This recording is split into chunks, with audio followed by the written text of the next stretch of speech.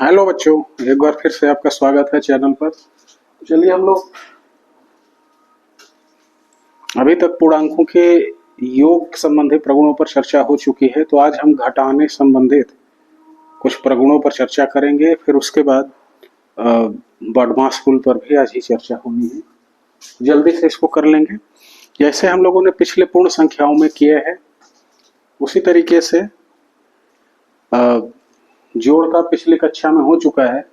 आज हम घटाने पर जो चारों प्रगुण हमारे होते हैं उस पर जल्दी से चर्चा कर लेंगे।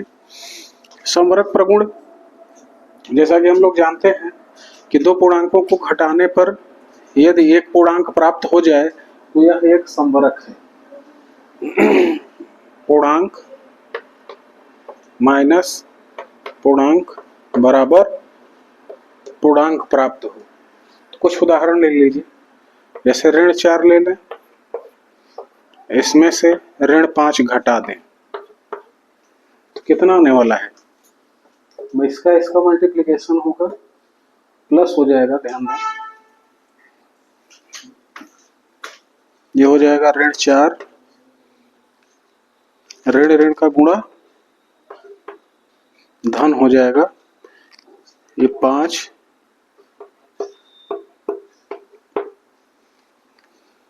किसका चिन्ह ज्यादा है?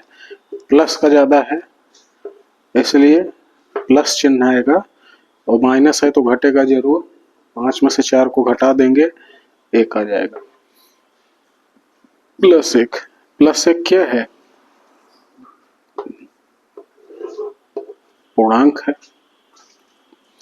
ये भी क्या है? पूर्णांक है। ये भी पूर्णांक है। तो दो पूर्णांकों को घटाने पर पूर्णांक प्राप्त हो रहा है, अतः समवर्ग प्रगुण घटाने में पूर्णांकों के लिए लागू होता है। एक आध उदाहरण और लेकर देख लीजिए।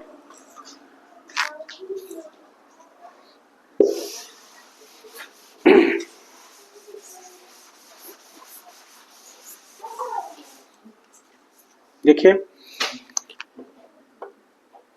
ऋण 3 धन ऋण 5, प्लस माइनस माइनस हो जाएगा। ये हो जाएगा -5 और ये -3। कितना आने वाला है? ये हो गया -8। तो क्या देख रहे हैं? ये भी पूर्णांक, ये भी पूर्णांक। जो उत्तर आया है वह भी क्या है? पूर्णांक है। तो क्या कह पाएंगे कि घटाने की संक्रिया में जो है पूर्णांकों के लिए समवर्ग होती है। क्लोजर प्रॉपर्टी, ये कौन सी प्रॉपर्टी है? क्लोजर प्रॉपर्टी है, पूर्णांकों पर लागू होती है। इसके बाद हम लोग जल्दी से चलते हैं। दूसरी प्रॉपर्टी हमारी जो है क्रम विनिमय प्रगुण।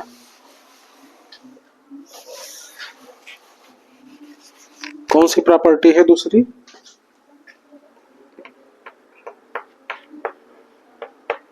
कॉम्यूटेटिव प्रॉपर्टी, क्रम विनिमय प्रगुण। जैसा हम लोगों ने पूर्णांकों की पूर्ण संख्याओं के लिए पढ़ रखा है कि योग पर क्रम बदल देने पर परिणाम पर कोई प्रभाव नहीं पड़ता है, तो वही चीज हम यहाँ टेस्ट करने वाले हैं। यहाँ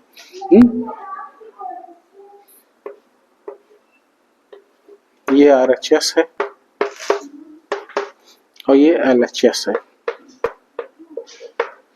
कुछ उदाहरण लेते हैं। धन 5 ऋण धन 4, सॉरी, इधर क्या करेंगे?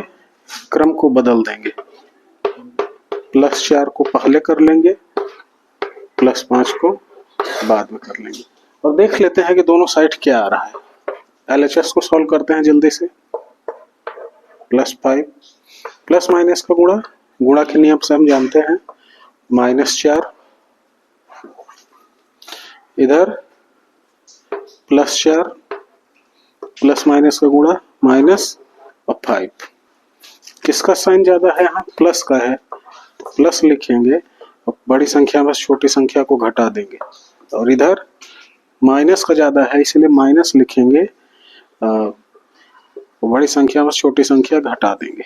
तो क्या देखने में आ रहा है, LHS बराबर RHS आ रहा है क्या, +1 -1 के बराबर है, तो कदापि नहीं है। यहाँ क्या लिखेंगे, लेफ्ट हैंड साइड बराबर नहीं है RHS के। तो क्या कह पाएंगे कि क्रम विनिमय प्रगुण घटाने की संक्रिया में लागू नहीं होता है। एक आध उदाहरण और देखते, अगर ये बराबर आ गया होता तो लागू हो जाता, बराबर नहीं आ रहा है इसलिए लागू नहीं होगा। कोई एक उदाहरण और लेके देख लीजिए। चलिए यही रहते हैं, केवल डिजिट को भी बदल देते हैं थोड़ा सा।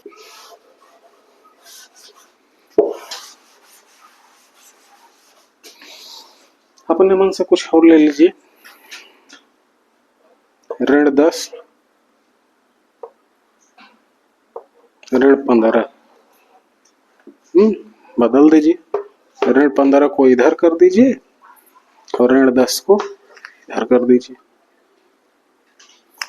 देखिए ऋण का गुणा धन 15 और ये -10 है, इधर -15 अब ऋण का गुणा धन 10। अब यहाँ इन दोनों में किसका चिन्ह ज्यादा है, ऋण का है, तो यहाँ ऋण लगाएंगे।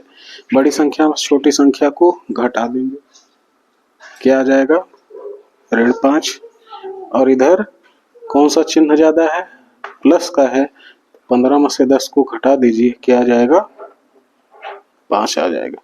एक तरफ +5 दूसरी तरफ -5, ये दोनों इक्वल नहीं है, LHS is not equal to RHS।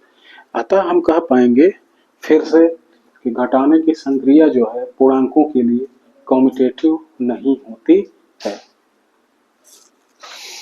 तो इसी तरह से बहुत सारे उदाहरण हैं किताबों में, आप लोग देख करके कर लीजिए। चलते हैं हम